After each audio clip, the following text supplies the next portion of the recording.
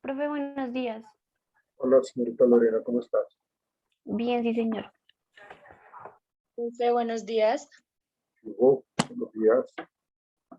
Si ven que lo que yo les decía a ustedes en estos días, o lo que yo les digo todos estos días, no es broma.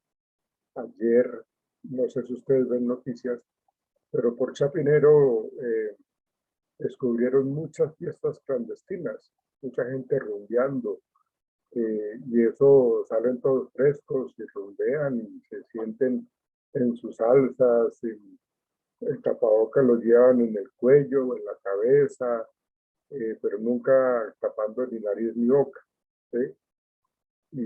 O lo llevan en los bolsillos, o lo llevan en la maleta, en el bolso, pero pues ahí los pescaron y no sé, supongo que los cobrarán multa porque pues, por eso es que no hemos podido pasar esta pandemia, precisamente por eso, porque la gente no es consciente de que tenemos que cuidarnos.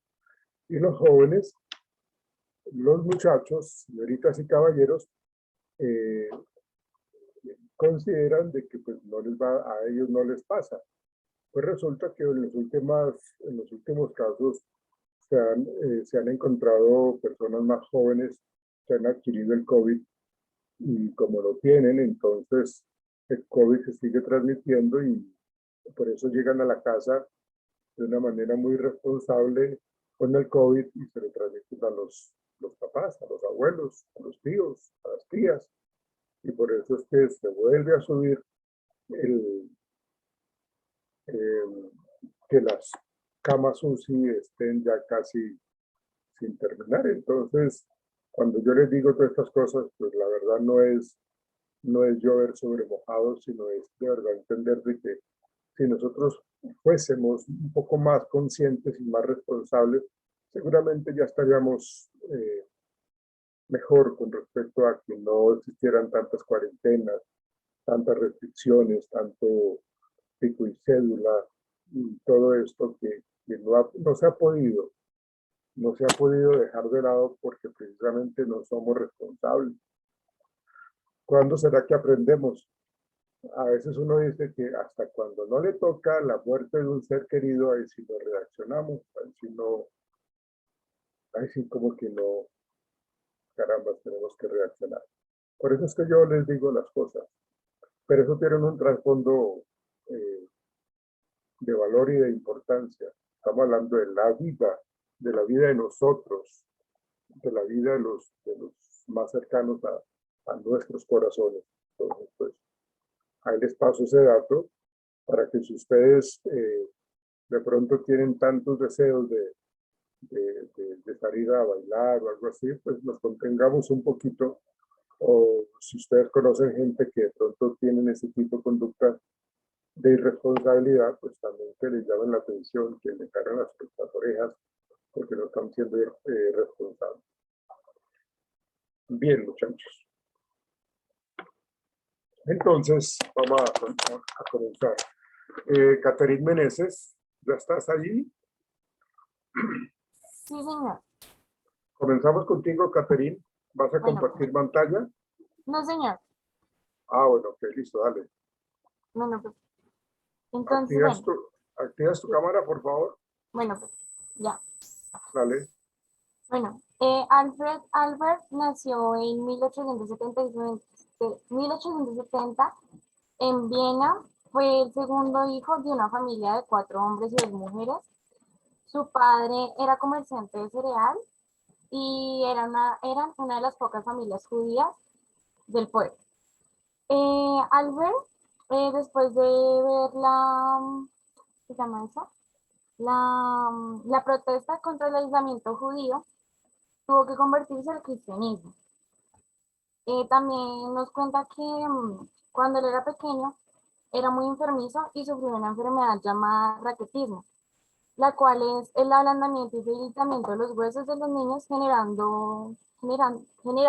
debido a la falta de vitamina C. Debido a la falta de vitamina D.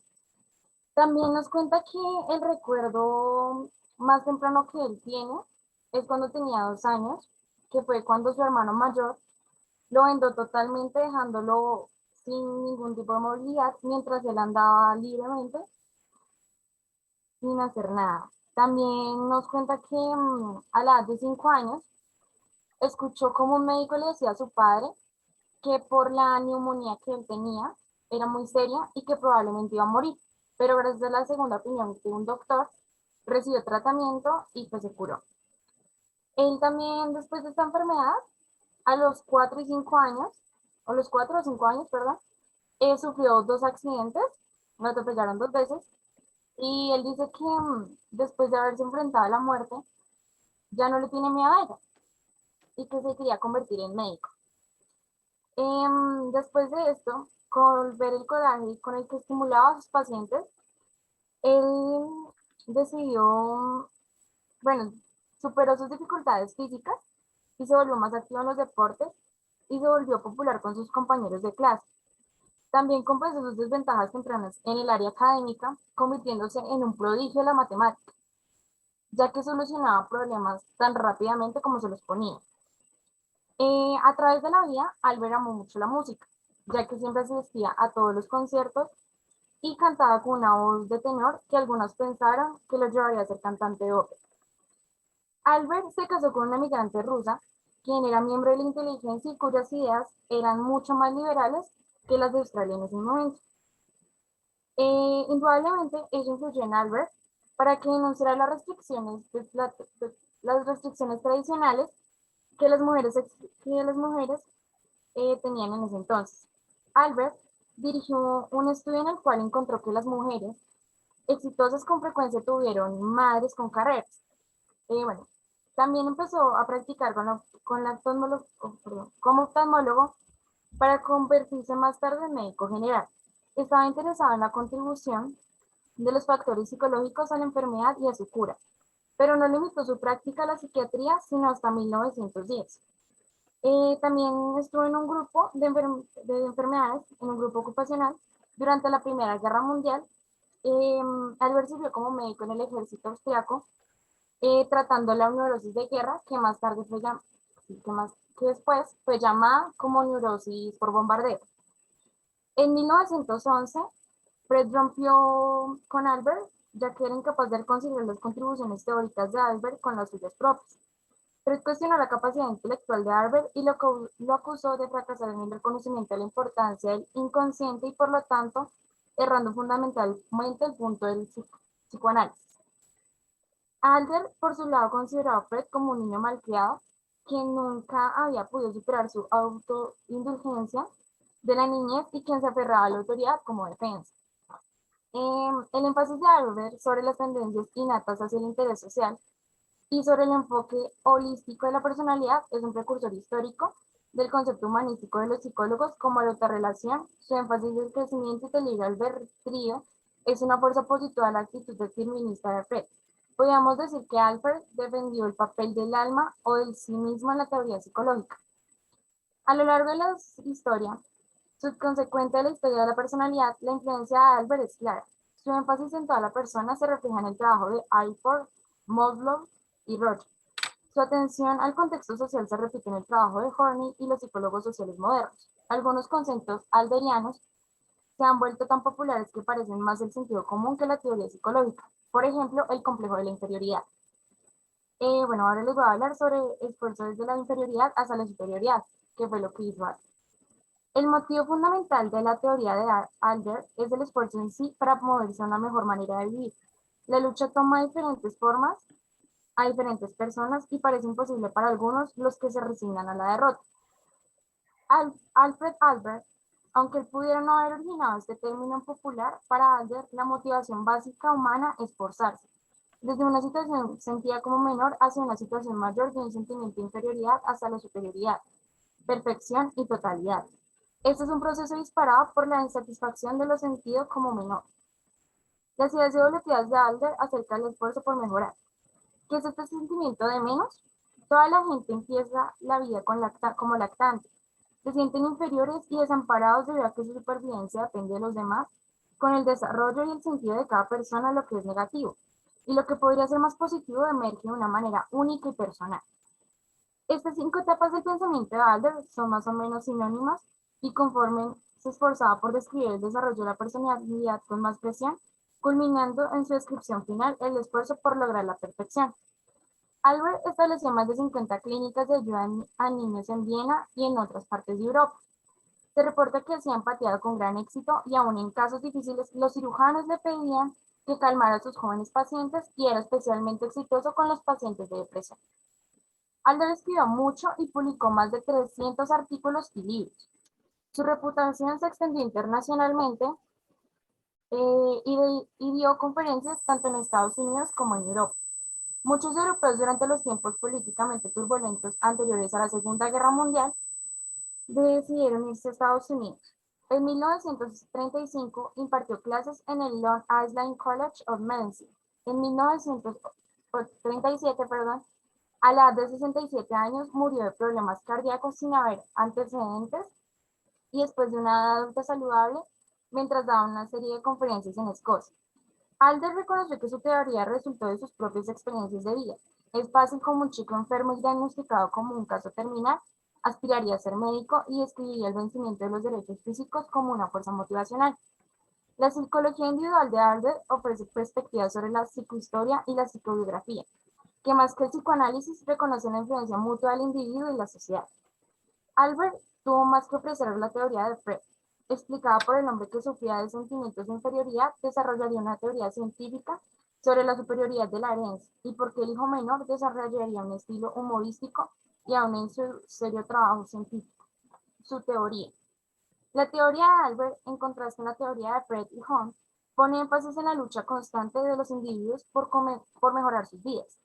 Ofrece conceptos para comprender a la gente que a través de un arduo trabajo tiene éxito. ¿Qué hay con los que no lo intentan? En lugar de aceptar su carencia de esfuerzo como una consecuencia de las fuerzas más allá de su control consciente, la teoría de Albert hace responsables a estos individuos por sus decisiones erradas. Dos personalidades modernas que ilustran los conceptos de Albert son Donald Trump, quien se basó en el éxito de su padre para convertirse en un magnate multimillonario de los bienes raíces, y Tina Turner, quien superó las adversidades de la pobreza, un hogar destruido y el abuso físico para lograrle el éxito como una cantante popular. Albert Adler fue uno de los primeros y de mayor influencia que disentían del círculo interno de los primeros psicoanalistas. Adler enfocó su atención en cada persona es única, llamó a su teoría psicología individual y sus ideas han influido tanto en otros psicoanalistas, incluidos a Karen Horney, Eric Brown y Harry Sullivan, y les voy a hablar sobre la sinopsis de la teoría de Albert. Las diferencias individuales. Los individuos difieren en sus metas y en cómo tratan de lograr su estilo de vida. Adaptación y ajuste. La salud involucra el amor, el trabajo y la interacción social, y es la responsabilidad de cada individuo. El interés social en un lugar de egoísmo se requiere para la salud. Procesos cognitivos. La experiencia consciente y el pensamiento son importantes y generalmente confiables. La sociedad. La sociedad influye en la gente a través de los roles sociales, incluidos los roles sexuales. Las escuelas son especialmente influyentes. Influencias biológicas. La inferioridad del órgano proporciona la dirección del desarrollo de la personalidad conforme el individuo trata de compensar la inferioridad. Desarrollo del niño. Los padres tienen una influencia importante en los niños y se pueden enseñar a mejores técnicas a los padres. Se proporcionan guías extensas para la crianza de los niños, especialmente los cuidados para evitar consentirlos. Las relaciones con los hermanos son importantes. El orden al nacer afecta a la personalidad. Desarrollo del adulto. A lo largo de la vida, la gente crea sus propias personalidades a través de la búsqueda de metas. ¿Ya? ¿Listo? Señor. Bueno, pero lo que hiciste fue leer, ¿no, señorita? Sí, profe, es que no, o sea, no pude como memorizarme todo. Entonces, Pues no me digas que no puedes, porque pues tienes que poder,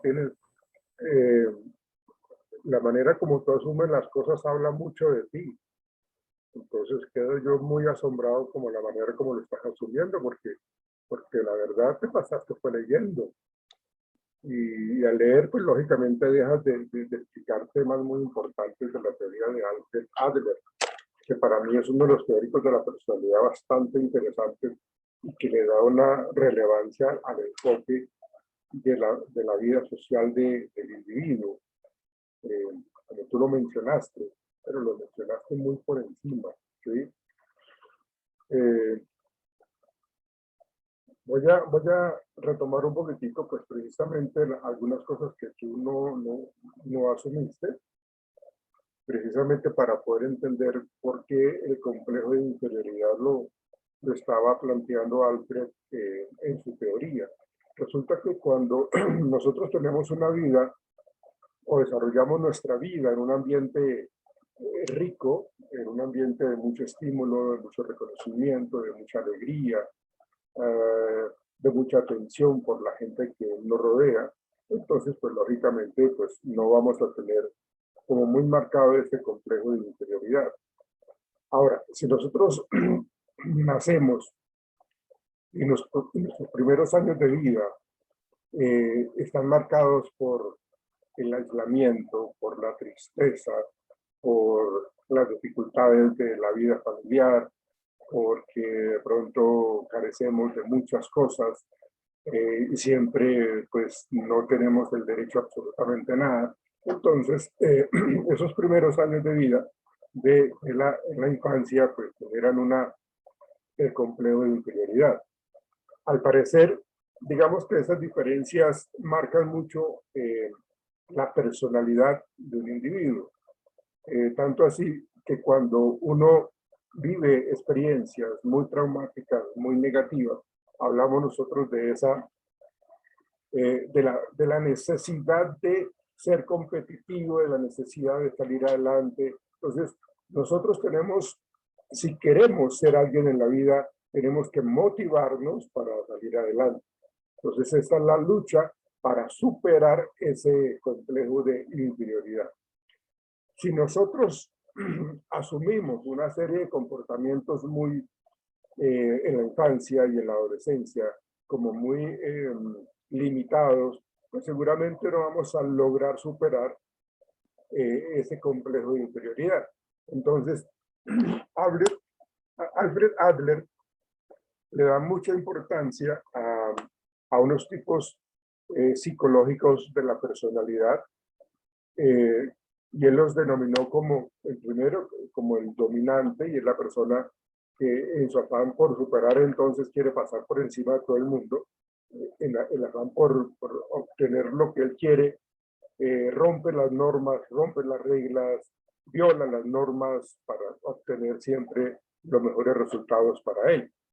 Pero tiende a ser dominante porque es el que quiere controlar, es el que quiere manipular, es el que quiere asumir una conducta controladora. Entonces, si alguien quiere de pronto manipularlo, esta persona pues no lo va a permitir y reacciona de una manera fuerte, ¿sí? Está bien que uno no se deje manipular, pero tampoco puede entonces generar manipulación. Está bien que no se la deje, perdóneme la expresión, montar, ¿no? Pero tampoco lo puede hacer.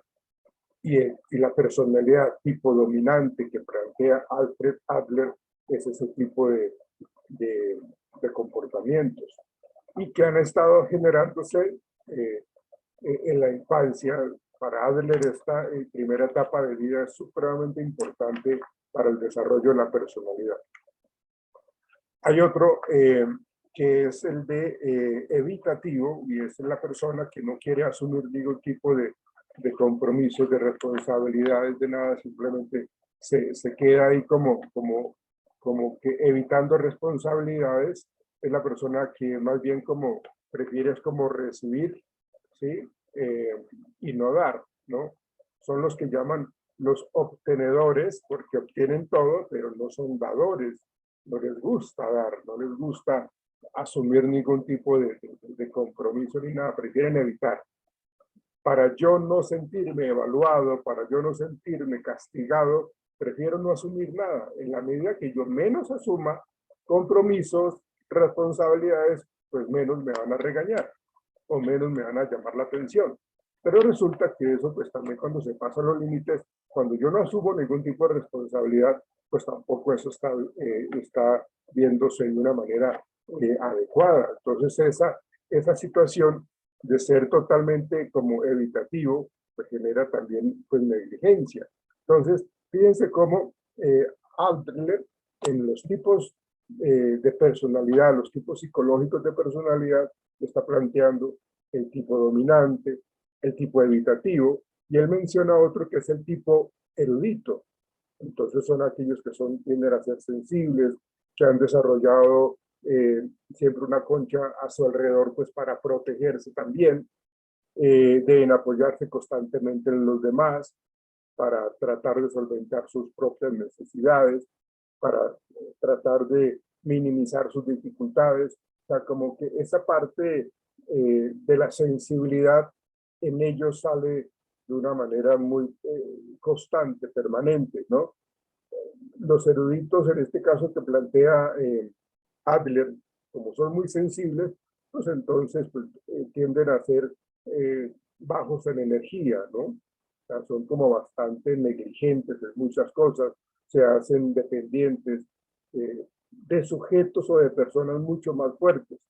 Entonces, fíjense que este tipo de personalidad hace que las personas terminen en relaciones de pareja supremamente dañinas, porque como se sienten bajos de energía, como son supremamente susceptibles, sensibles, estas personas terminan cediendo a una personalidad que tiende a ser dominante. Por ejemplo, si alguien tiene una personalidad tipo dominante y conoce a una personalidad tipo erudito o sensible, pues imagínense la dependencia tan marcada, porque va a creer el erudito o la persona sensible, va a creer de que no puede salir adelante, de que le tocó asumir este tipo de vida y así lo va a entender. Entonces, cuando se sienten sobresaturados estos personajes o abrumados o se sienten totalmente como encerrados, desarrollan síntomas neuróticos, desarrollan síntomas obsesivos de miedo, ansiedad generalizada, una gran cantidad de problemáticas que tienen ellos precisamente porque son demasiado sensibles. Pero así como hay este tipo de personalidades, según Adler, pues dentro de esas tres que yo mencioné, pues de que no son favorables, está una que sí se supone que es adecuada y es la de tipo socialmente útil. Como su nombre lo indica, ya te doy la palabra, Caterina. Como su nombre lo indica, el tipo socialmente útil es la persona que realmente pues le gusta servirle a la sociedad, es una persona que piensa en la sociedad, pero que tampoco se olvida de sí mismo, ¿no? Es una persona que logra adaptarse a cualquier entorno, que logra ser coherente con su forma de actuar, con su forma de pensar, que logra tener el interés social como algo muy importante para él, ¿sí? Entonces, ahí nosotros estamos entendiendo un poco la importancia de la personalidad en nosotros, en los infantes, en última. Catherine, ¿qué quieres comentar? Profe, una pregunta, es que lo que pasa es que en una parte Alfred Albert, o sea, pronunció que él tenía como un tipo de rivalidad, se podría decir así, o competía mucho por los logros que tenía su hermano mayor. Entonces se podría decir que él tenía como una personalidad determinante. No, y más adelante, él, para hablar de eso, Catherine, más adelante él en su teoría plantea la importancia del orden del nacimiento de los hijos. O sea, para él el orden de nacimiento en una familia de los hijos es supremamente importante.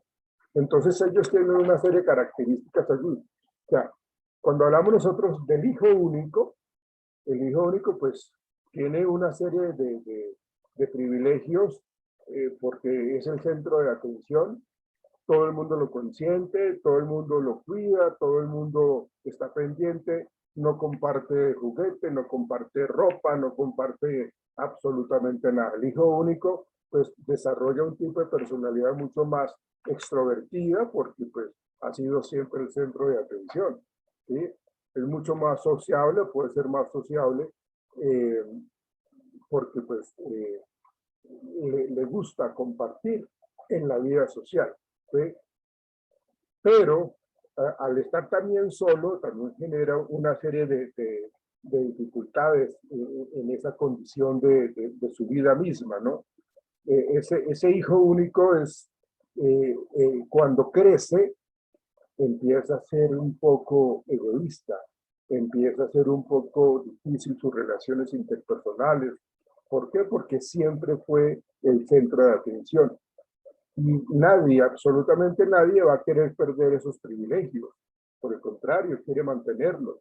Por eso cuando empieza a vincularse socialmente, eh, pues empieza a desarrollar un poco estados de ansiedad fuertes, porque ya no todo el mundo lo alaba, lo valora como lo hacían sus familiares cercanos, ¿sí?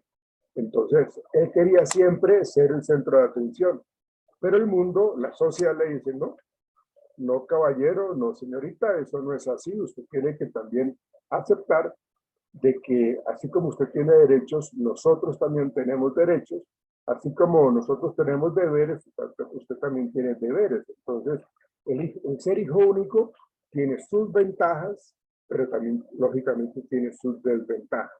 Y eso es algo que planteaba Alfred Adler cuando él hablaba del orden del nacimiento o ser hijo único. El primer hijo pues también tiene sus propias características de personalidad. Acá esta persona, cuando hablamos nosotros del hijo único, empieza la vida pues, como si fuera el hijo único también. Es decir, el primogénito es muy parecido al hijo único, ¿sí? ¿Por qué? Pues porque el primogénito pues va a tener toda la atención también del mundo, ¿no? El problema es cuando nace el segundo hijo. Se empieza a tener rivalidad, se empieza a tener como esa necesidad de mantener el control de absolutamente todo. Entonces se generan conductas también pues como de egoísmo, porque al ver que nace otra persona que le está quitando su atención, que le está quitando su trono, y es lo que llaman se llama el síndrome del trono, de perder el trono, algo así por el estilo se llama, ¿no? Del príncipe destronado. Entonces, cuando ya nace el segundo hijo, entonces ya le prestan toda la atención, volcan toda la atención en el segundo hijo, ¿sí? Porque pues, el segundo hijo ahorita es el más importante. Entonces, él quiere hacer, el primer hijo quiere hacer las cosas y se esmera por hacer las cosas, pero ya no le paran bolas, ya no están pendientes de él. Entonces empieza a tener esa rivalidad y empieza a competir, ¿sí? Claro, si hablamos nosotros del segundo hijo, pues también tiene unas características que quiere emular o imitar en el hermano mayor, ¿no? Entonces el segundo hijo quiere comportarse como el primer hijo, quiere asumir las conductas que tiene el primer hijo. Entonces, ahí el primer hijo lo que hace es aprovecharse, el que nació de primero, aprovecha para manipular al segundo hijo. Porque usted quiere compartir conmigo, usted quiere que tengamos una buena relación, entonces haga esto.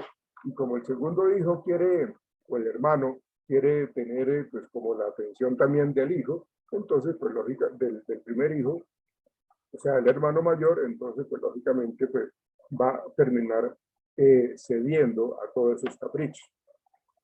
Y el último hijo, porque si hablamos nosotros del último hijo, también tiene unas características de personalidad bastante marcadas. Es más dado a ser mimado en la familia por más de uno. O sea, el último hijo obtiene todos los beneficios porque ahorita el hijo mayor ya está más grandecito, el hijo de la mitad pues está como tratando de compartir con el hermano mayor, entonces el último hijo vuelve a obtener toda la atención y es el más mimado. De hecho, es el más mimado por alguno de los hermanos también, ¿sí? O sea, realmente a él él no va a estar preocupado por nada porque jamás va a ser destronado. Estamos hablando del último hijo.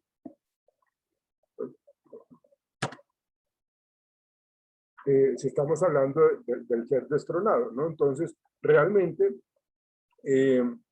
esos órdenes del nacimiento son muy importantes y tienen mucha aceptación en el campo de la psicología cuando Alfred estaba planteando esto. Hubo mucha rivalidad entre Sigmund Freud y Alfred Adler, porque Freud pues, siempre hablaba del inconsciente, siempre hablaba de la parte del inconsciente, pero no tenía en cuenta todo esto que, que trabajó Adler. Por eso era importante, Catherine Meneses, que estuvieras profundizado un poco más en eso, porque pues como te pusiste en la tarea de leer, cuando uno lee, pues uno no explica, ¿sí? Cuando uno lee, pues uno pues entiende, pero no lo explica, porque quiere leer.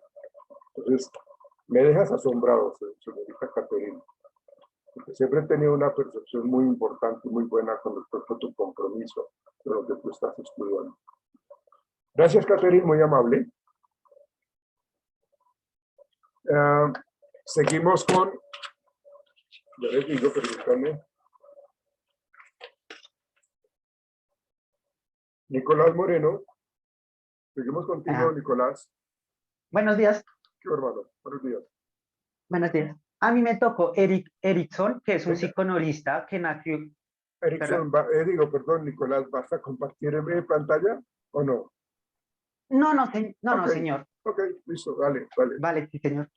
Vale, gracias.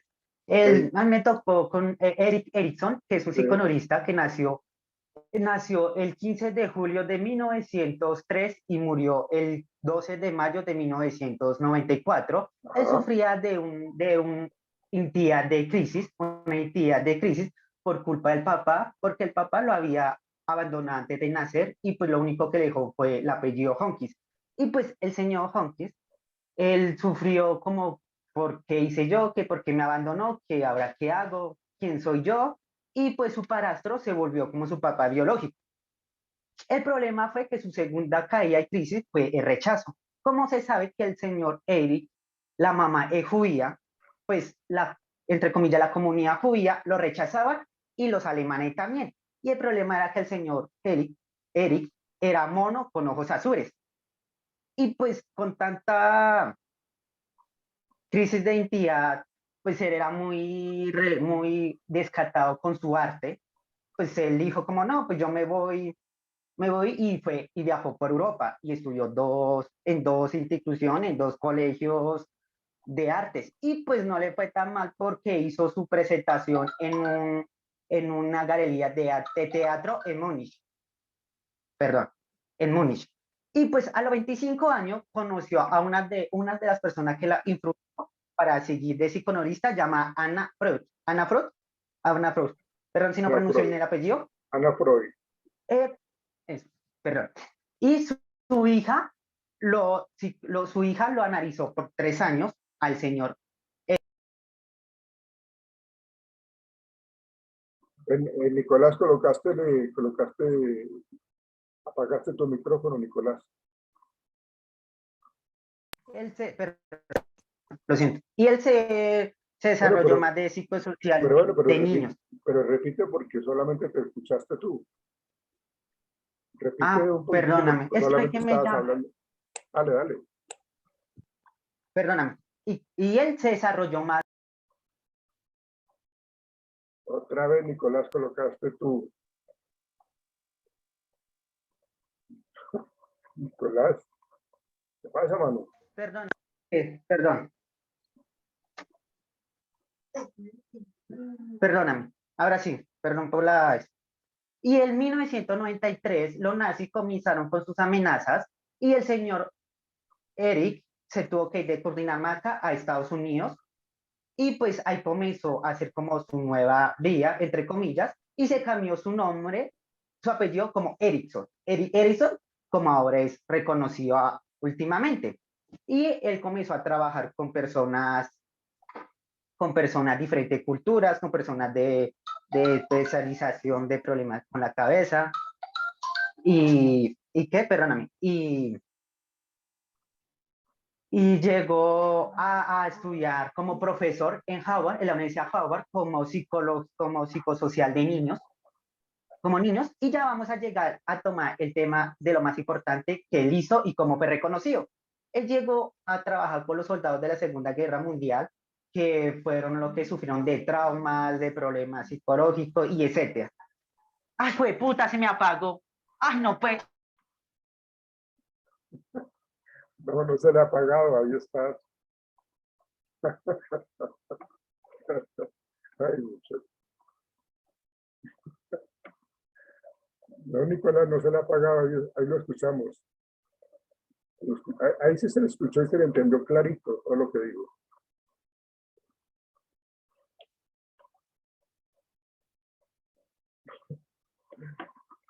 Nicolás, ahí estás. ¿Vale, Nicolás? Nada, muchachos.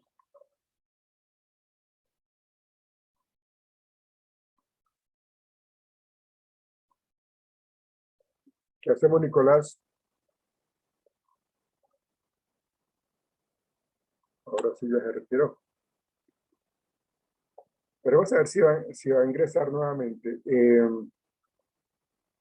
Sí, son cosas que pasan, ¿no? Son cosas que pasan.